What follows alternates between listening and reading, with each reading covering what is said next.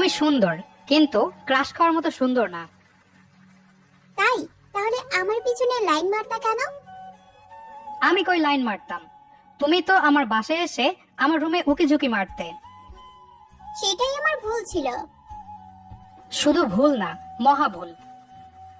আমি বলেই তোমার মতো গিয়ে ছেলেকে বিয়ে করেছি। এটা আবার কি? জানি না, যাও তো। হুম, বলোই না। ঝগড়াটে পোলা। ও, আমি শুধু ঝগড়া করি আর আপনি রবীন্দ্র সঙ্গীত চর্চা করেন, তাই না? জি না, আমি একটা কিউট লক্ষ্মী একটা মেয়ে। এক হাতে যে তালি বাজে না, নিশ্চয়ই জানো। মানে কি? তুমি কি বলতে চাও? সারাদিন আমি তোমার সাথে ঝগড়া করি? চোরের মায়ের আবার বড় গলা। এই শুনেন, আপনার সাথে আর কথা নাই, আর কথাই বলবো না। দেখাই যাবে। কি? মার্কেট গেলে ঠিকই আমার কথা মনে পড়বে। তখন কই যাবে কথা না বলে? তখন পকেট কাটবো। পকেট মারে জায়গা নেই আমার বিছানায়। কি বললা? তোমার বিছানা? সারাদিন কে এত সুন্দর পরিপাটি করে গুছিয়ে রাখে? এইটা আমার বিছানা, বুঝলা? এই বাড়ির সবকিছুই আমার, বিছানাও আমার। এবারে নীলা অভিমানী মুখ করে ভারী গলায় বলল, হ্যাঁ, তাই তো।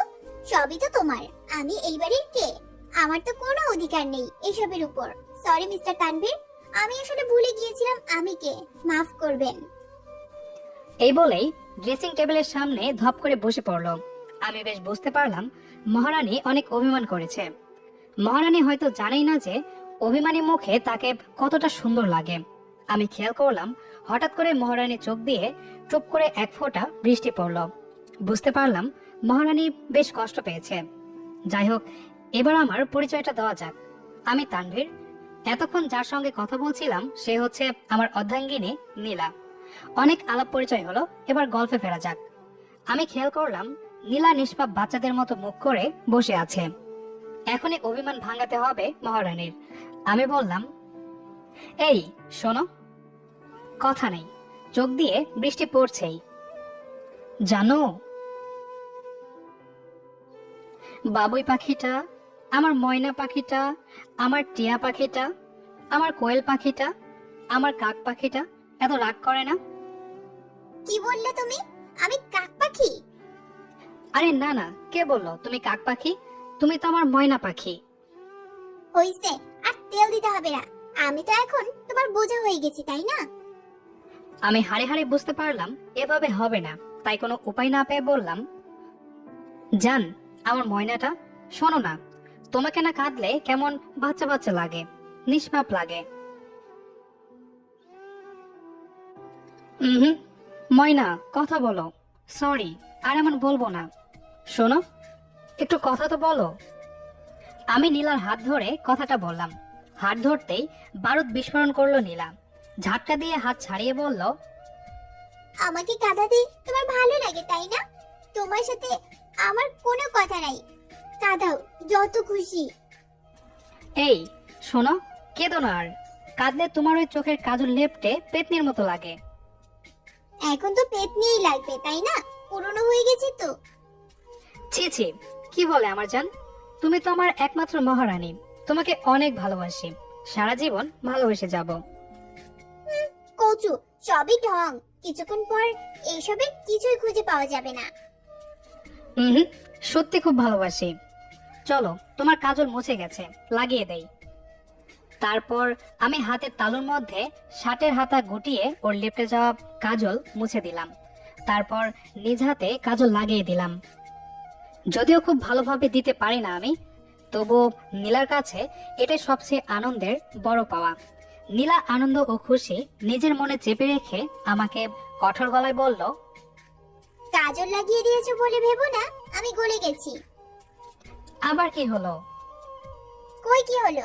আমাকে কষ্ট দেওয়ার জন্য শাস্তি তোমাকে পেতেই হবে। যথাজ্ঞা মহারানী, আপনি যে শাস্তি দেবেন তা আমি মাথা পেতে নেব। আজকে তোমার রাতের খাবার বন্ধ থাকবে। কি বলো তুমি? জানো না আমার ক্ষুধার সময় না খেলে বুক ব্যথা করে? তা তো আর আমি জানি না। নীলা নির্লিপ্ত স্বরে জবাব দিল। তারপর আমি বললাম, হ্যাঁ, পারো আর কি।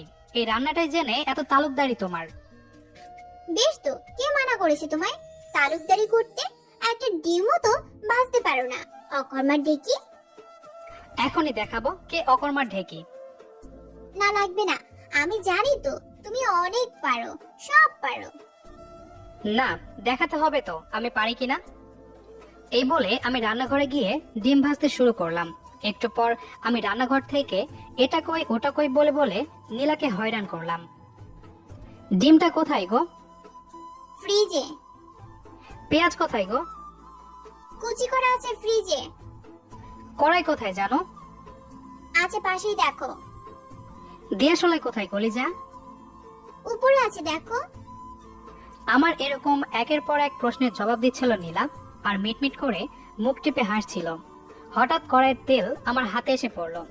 এতে আমি সাথে সাথে একটা মৃদু আর্তনাদ দিলাম। আমার এরকম মৃদু আর্তনাদ শুনে নীলা রান্নাঘরে দৌড়ে গিয়ে দেখলো যে আমার ডান হাত এলোমেলো ভাবে ঝাঁকাচ্ছে। তারপর নীলার সাথে সাথে আমার আঙ্গুল নিজের মুখে নিয়ে নিল। আমি খেয়াল করলাম নীলা চোখে শাসন নিয়ে আমার দিকে তাকিয়ে আছে, আর আমি ভয়ার্ত চোখে তাকিয়ে আছি নীলার দিকে। একটু পর আমি ভয় কাটিয়ে নীলার দিকে তাকিয়ে ভুবন জয় করা একটা হাসি দিলাম। নীলা সাথে সাথে আমার হাত ছেড়ে দিল। শয়তানটা আবার হাসে। কি করব বলো? যদি কিছু একটা হয়ে যেত তবে কি হতো একবার ভেবে দেখেছো? কিছু হয়নি তো, চিন্তা করো না। আমি কিন্তু একদিক থেকে খুশি হয়েছি। কি? আমার কষ্টে তুমি খুশি? কারণ এখন আর অফিস থেকে ফেরার সময় ক্যারাম খেলতে পারবে না, তাড়াতাড়ি বাসায় চলে আসবা। তুমি তো অনেক রাত করে আসো, আমার বাসায় একা থাকতে বুঝি ভয় করে না? থাক, তুমি খুশি তো তাতেই ভালো। আরে আমার বাবুটা মনে হয় রাগ করছে, চলো ভাত খাবে, চলো। যাব না, ক্ষুধা নেই। আমি বলছি যাবে। হাতে ব্যথা তো। অসুবিধা নেই, চামচ দিয়ে খাবে। তারপর নীলা আমার হাত ধরে খাবার টেবিলে নিয়ে গেল। আমি ভাবলাম নীলা নিশ্চয় নিজ হাতে আমাকে খাইয়ে দেবে, কিন্তু তা হলো না। খাবার টেবিলে হইছে, থাক, অনেক হইছে। দেখি এদিকে আসো, হ্যাঁ করো। নীলা আমাকে খাইয়ে দিচ্ছে। আমি বুঝি তো, আমার থেকে এসব আদায় করার জন্য এগুলো করো, তাই না? ক্ষতি কি তাতে? আমাকে কষ্ট দিয়ে তুমি এসব করবা? হুম, সরি। নাও, এবার তুমি একটু খাও। এই কি করো, হাত জ্বলবে তো। কিচ্ছু হবে না, তুমি এখন একটু মিষ্টি দিয়ে দিবা। যা পাজি, বদ দুষ্টু কোথাকার। শুধুই তোমার ঢং। ঢং? ভালোবাসি তো। কচু বাইসো, শুধু আমিই বাসি। আমি বাসি না?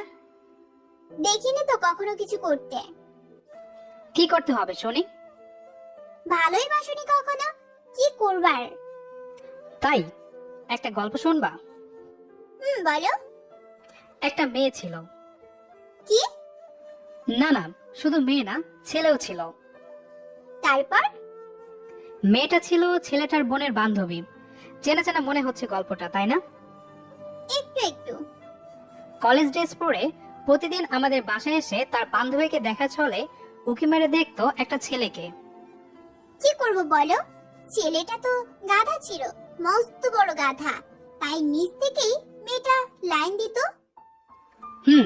প্রতিদিনই দেখা হতো তাদের। শুক্রবারে দেখা হতো না বলে তার বান্ধবীকে পার্কে আসতে বলতো। আর একা তো যাবে না তার বান্ধবী, বান্ধবীর সাথে দেখা করা চলে ছেলেটাকে দেখতো, তাই না? টাকা পড়ছে আবার। আহা, শোনোই না। কি শুনবো, ভালোই তো বাসনি কখনো, বিদু কোথাকার। এই যে আমি মোটেও ভীতু না। দেখলামই তো, যখন আলবি সাঙ্গপাঙ্গরা এলো তখন ভয়ে তো দৌড় দিলে। জানতাম এটাই বলবা। নয়তো কি, ভাগ্যিস শাওনকে ফোনে বলে দিয়েছিলাম, না হলে সেদিন যে কি হতো কল্পনার বাহিরে। হিরো এলো, তারপর কি করলো? ধুমধাম দিয়ে হিরোইনকে উদ্ধার করলো। আরে না, ওরা তো শাওন ভাইকে দেখেই পালালো। হ্যাঁ, খুব ভালো। ভেবেছিলে তখন চলে গেছে বলে আর করবে না। শোনো, ওরা তোমাদের অনেক আগে থেকে পিছু নিত, তাই না? পরের দিন কলেজে যাওয়ার আগে ওরা রাস্তায় ছিল, তখন কানের গোড়ায় দিয়ে বলেছি, ওটা আমার বাম পাঁজরের হার, একদম যেন না দেখে আশেপাশে, ঠিক আছে? তাই বলি পরের দিন থেকে ওরা আপু আপু করে ডাকে কেন? সব তো আমার ক্রেডিট। অন্যদিকে ঘুরে মন খারাপ করে কথাটা বললাম আমি। সরি বাবু, কে বলছে এই গাধা ভিতু? সে হিরো, আমার পৃথিবীর একমাত্র hero. I love you so much Tanvir. থাক, আর ঢং করতে হবে না। আমি তো তোমাকে ভালোই বাসিনি কখনো, আর ভালোবাসা প্রকাশ করতে হিরোগিরি দেখাতে হয়, তাই না? ভালো তো। না, আমাকে অনেক ভালোবাসে এই পাগলটা, কিন্তু কপালে আমার এই ভূতটার নজর পড়ে, আজ আমার এই দশা। এক্সকিউজ মি, আমি নজর দেইনি, উল্টো একটা পেতনি আমার কপালে নজর দিয়েছে। জীবনে একটা মেয়েও পটাতে পারলাম না। ধর, লজ্জা করে না বউয়ের সামনে আরেক মেয়ের নাম নিতে? লুচু কোথাকার। কি আমি লুচু? প্রকৃত লুচু তো সেই যে আশেপাশে সবাইকে লুচু ভাবে। কে যে প্রকৃত লুচু সেটা ভালো করেই আমার জানা আছে। অফিসের প্রত্যেকটা মেয়ে কলিগকে তুমি লাইন মারতে না? একদম না। কথা লুকাবে না, গাছেরও খাবে আবার তলায়ও কুড়াবে। লুচু কোথাকার। একটুও না, আমি শুধু তোমাকেই ভালোবাসি। কচু। সত্যি, তুমি আমার পৃথিবী। আমি আর নীলা কথাগুলো ক্রমশ সিরিয়াস ভাবে নিচ্ছিলাম। মাত্র 1 মাস হলো আমাদের বিয়ের। আমরা দুজন দুজনকে খুব ভালোবাসি। সারাদিনই দুষ্টুমি, ঝগড়া, মানবিমান লেগে থাকবে আমাদের দুজনের মাঝে, কিন্তু দিন শেষে দুজনেই হয়ে ওঠে দুজনের পৃথিবী। চিরপরিচিত এই দিনগুলির শুরু সেই কলেজ থেকে। তবে এই ঝগড়া, রাগ, মান অভিমান যেন চিনি ছাড়া চায়ের মতো। আমি তোমার মাঝে যে পৃথিবী খুঁজে বেড়াই, তুমি সেটা জানো না? জানি তো, তবুও ঝগড়া করা লাগবেই। শুধু তো তোমার সাথেই ঝগড়া করি, অন্য কারোর সাথে তো নয়। এবার নিচে চলো, ঠান্ডা খুব আজ। আমার না পায়ে ব্যথা করছে। সে কি, নিজেই তো হেঁটে এলে, উপরন্তু আমায় টেনে নিয়ে এলে। কেন যে এই ভূতটার নজরে পড়লাম? বোকা ভূত কিচ্ছু বুঝে না। নীলার ইঙ্গিত বুঝতে বাকি রইল না আমার। আমি সাথে সাথেই নীলাকে কোলে তুলে নিলাম আর বললাম, ভূত নজর দেয়নি, বরং পেতনির নজর পড়েছে বলেই আজ আটার বস্তা তুলতে হচ্ছে, তাই না? এই কথা বলতেই নীলা আমার বুকে মুখ লুকিয়ে ঢিসুম ঢিসুম দুষ্টু মিষ্টি আদর দিতে লাগলো। গল্পটি কেমন লেগেছে কমেন্ট করে জানাবেন। দেখা হচ্ছে আবারও নতুন কোনো গল্প নিয়ে। সে পর্যন্ত আমাদের সাথেই থাকুন। ধন্যবাদ সবাইকে।